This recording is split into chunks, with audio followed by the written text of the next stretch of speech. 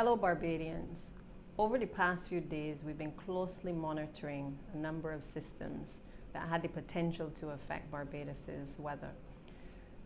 At the moment, based on discussions with the Director of the Meteorological Services as well as the Disaster Emergency Services, while we're not at this point being impacted by a hurricane watch or a storm watch, what we are seeing is a number of very high gusty winds across the island.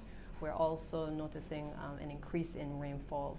And as a consequence, we have determined that it may be best for Barbadians to start to make their way to their homes to ensure that they're not caught in any extreme weather conditions later on this afternoon.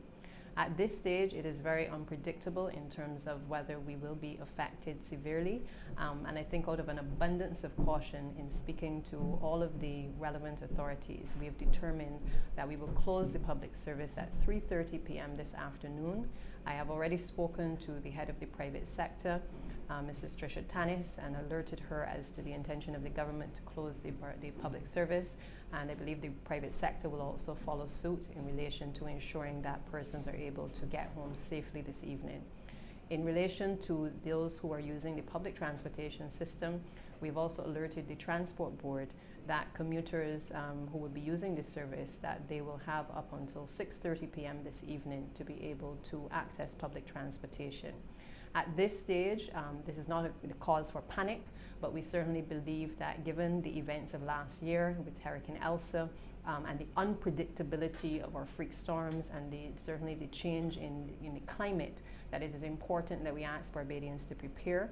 And out of an abundance of caution, we are asking you as well to be guided accordingly and to start to head towards your homes and just await further updates over the course of the next couple of hours.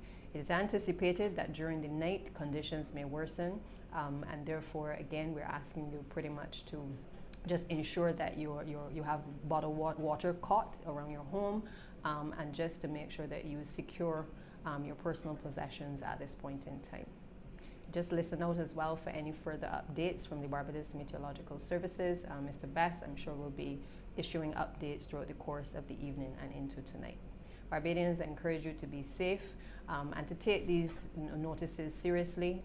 We believe that during this time, and in particular with the issues of the climate changes, that we have to take these systems seriously. It is very difficult to predict what will actually happen, but we have to be prepared for whatever eventuality may arise. So I wish you all the best, and please be safe.